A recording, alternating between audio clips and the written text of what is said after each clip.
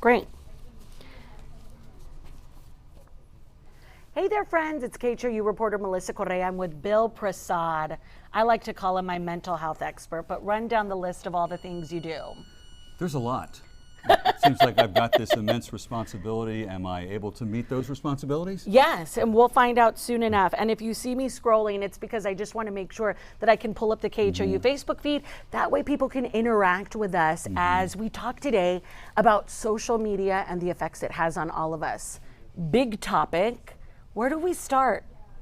How about starting with social media and teenagers? Okay. Is that a concern that you're hearing? It is. And you know, actually last night at 10 o'clock, we started this first of 4 days, a deep dive into social media, and we'll pop up the story that ran last night at 10 just to add some color to this Facebook Live. But essentially what we were sharing with our viewers last night, Bill, is that what our social media habits are essentially become the habits of teens. I mean, and it seems as simple as that, but what does that mean? Well, first of all, they are mirroring at many times what the parents are doing. So if you tell your teenager at the dinner table, don't bring your phone to the table, but you as a dad or mom are looking at your phone, that is a bad example. And many teenagers really react to what their sense is of fairness.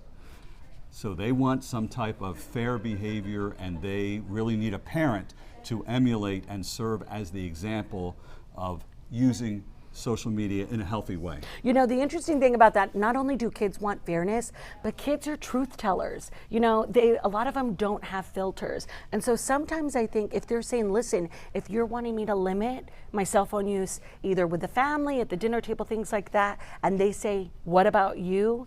It's always an opportunity for us to look within, right? And that's sometimes the hardest thing. It is. A little sense of introspection will help all of us, including me. People, Joey is like, he's tagging friends. We've got people saying hello. And just to let you know, I'm following your comments here. You know, the other thing about it too is not only just the use of it and how it's so intertwined in our lives, but how things like selfies and the constant checking of social media posts to see likes, comments, compliments, shares. We can deal with that as adults, and sometimes I don't think we deal with it well, but those are big emotions and feelings for kids. And how does that impact them? It has a big impact. Many of the photos that one might see on Instagram, the message from perhaps a teenage girl on that website would be, look at me, I'm pretty, I'm thin, look at my hair, look at how much money my parents make. And so the people who are looking at these posts interpret this as, I wish I was her. Right. And who I am, what I'm doing, what I look like, it's not the same. It's not good enough. And that's a tough place to be for a teenager because they're already dealing with struggles in reference to puberty. Right. And you know, Janie Gonzalez is making a point. You know, she says her grandkids taught her about phone etiquette. But just beyond that, Ana Lozoya said social media perceptions are killing the youth. And you're talking about that, this whole facade about finding the perfect angle, finding your light. And then on top of that, these filters. I don't know if that's what that says, that we enjoy each other more if we're manipulated and contorted in different ways, or talk to me about that. The filters, the editing, the changing of the photographs puts forward a false, perfect image. Yeah. And so when a teen sees that, the teen perhaps gets upset. Sometimes as adults we look at it. As adults we're always making comparisons perhaps to other adults. Should I be making more money? Should I have a bigger house? Should I have a nicer car? So we're guilty of making those comparisons, but we have a sense of perspective as adults. Kids don't have that. Right. And so folks who are watching, you're saying, yes, you know, everybody's saying, you know, these apps intensify the pressures of fitting in. That's what Ana responded back with. But the thing is, if we can all identify that the struggle is real and we're all feeling these things, why don't we then make the very easy connection, that we should be checking in with these kids, that we should be having a conversation about how a lot of this stuff we see on social media isn't real. Well, first of all, some parents struggle with understanding the newest technology and Yeah. understanding what it all means. A parent has a responsibility to start to learn about those social media platforms, how they're used by teenagers, and a parent should monitor use of those phones and the social media by teenagers. There's research out there that says well over 50% of kids are spending at least 3 hours of screen time a day, and that is too much. Yeah, and they're juggling at least 3 hours a day, juggling through multiple apps. We've got some video showing, this selfie culture, this social media culture. And Mark Aranju says, young person should be careful on media. And yeah, duh. But the thing about that we forget is the minds of kids don't fully develop until you're in your mid-20s. Exactly. And so you're trying to have a rational conversation with someone that doesn't see the bigger picture. That's why parents have to have rules and boundaries over the use of a cell phone. If you don't talk to your teenager about rules and boundaries, it's equivalent to driving a teen into a strange neighborhood and just dropping them off and Yeah. driving away. Okay, so let's be real. We're having this conversation live on Facebook. People are weighing in. That means they're on their phones, they're on their devices. We've talked about a couple of things. One, the mental health impacts of social media. Two, parents may not want to talk about it because we might not get it all. But three, about how important that conversation is. So, from a counseling perspective, what's the easiest way we could talk about social media over dinner tonight? The first thing to do is remember that this is an ongoing conversation. It's like having the sex conversation with a young person. You Yeah. just don't have it once when they're 8 or 9 and then you don't revisit it.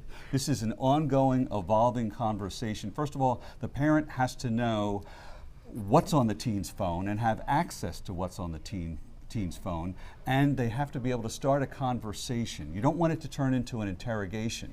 So part of it is talking to them about rules and boundaries. The other part is engaging in a conversation so that there is information that is still coming in. There's still a flow of information. Yeah. And also boundaries in reference to use of the cell phone. Some parents hand the cell phone off and don't have any idea that the teen is perhaps taking the cell phone to bed, that they are losing sleep because they are on the phone, that in many situations, many teens lose upwards of at least an hour of sleep or more because they are on their cell phones in the hour right before they're trying to go to bed. So two things can happen.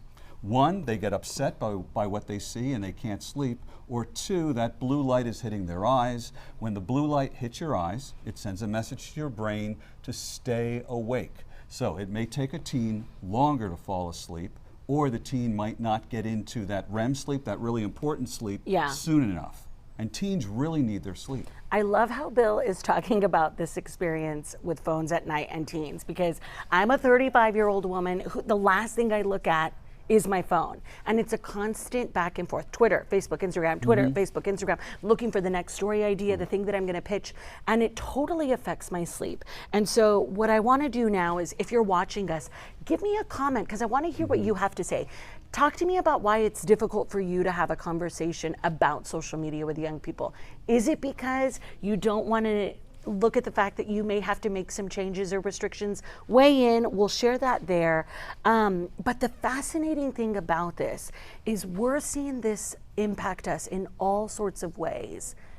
And we don't even know how this is going to change the lives of kids who are growing up with this now. Right. We saw the influx of smartphones in about 2007. So this is still a very new phenomenon. Right. We're still trying to figure it out. And each time we get a hold on a particular platform, then maybe another app pops up. Something else is new. So this is evolving very fast, and it's evolving ahead of the research. Lynette Hawley says, parents need to take a larger role on restrictions with their phones, period. Most kids want to talk to their parents about what they saw and what they looked at. If they don't, they're up to something. And so Lynette is saying, hey, from a perspective, kids are consuming all of this content. And so it can be as easy as, what photos did you see today? What did you see on social media? This is, we can't forget, the number one way how people gather news and information. And so maybe that's a way into the conversation. Exactly, and these kids have information coming at them full time, and a parent has to set down boundaries, and a parent has to understand the use of social media and what it means to the teenager. So maybe when you and I were younger, if we broke the rules, perhaps the penalty was you can't drive. Yeah. Or you can't have someone over. Now the big penalty is I'm taking away your cell phone. So that's a big deal when a parent does that, but at times a parent has to do that, or perhaps have the phone reconfigured or change their access to the internet. Yeah, and Christy Gonzalez is right there with you, Bill, because she says monitor their phones, because many adults utilize their children's phones by calling them, asking them for information that they don't have to from the child's parents. So for instance, like, my mom will call and say, hey, can you look this up, or do you know what this is, or find these directions? And they use children as scapegoats for this information. So you get these mixed signals, and it keeps going back to this point of, we want to make these restrictions. We tell kids we want to make them, but we're not doing it ourselves to create this habit. We have to demonstrate it. And we have to show that we are invested in giving our kids attention, as opposed to, you have a phone in one hand as a dad, you're looking at the child, you're looking at your cell phone. That really sends a mixed message. Even as an adult, if you're having a conversation with another adult, what goes off in you when the adult is looking at their phone, kind of looking at you, what did you say again? I know, like what I'm doing right now. I'm sorry. But this is your job, This right? is my job. Yes. And you know, right now joining us on this Facebook Live is video showing kids doing selfies and all of these sorts of things. What are the signs that we can look for tonight to figure out if our kids are really impacted negatively by what they're seeing? I mean, is it these poses, the fact that girls know how to find their angle and all of these? Is that the only red flag? One of the red flags is in reference to teen girls, in that they are showing earlier signs and more signs of depression than boys when those girls are exposed to the various social media platforms. You have to take a look at first, what are they accessing on the phone, and how long are they on the phone? Do you have rules in place in reference to limits on cell phone use? That's where it all starts. Rates of teen anxiety and depression have gone up along with the use of cell phones. So if this hand was 2007 and the use of smartphones, it has gone up, and then teen anxiety and depression has also gone up. The question becomes, is there a causal effect, such as, did the social media platform cause the anxiety and depression, or did the social media platform exacerbate existing anxiety and depression? And a parent should have a hold on that. And should have an understanding. And you could figure that out pretty easily based on what the child is looking at, based on who they're following on these platforms, what the conversation is, because we know, I mean, we've reported far too many times about what happens online when it comes to bullying and stuff. But I do have a great question by Eric James. I always love it when a guy weighs in on a conversation where a lot of girls are asking questions. Eric says, what are your thoughts, Bill, on compulsory social media fasts? You know, that we take these mandatory sabbaticals from all social media up to one day or a week at our home. Does that work, these breaks?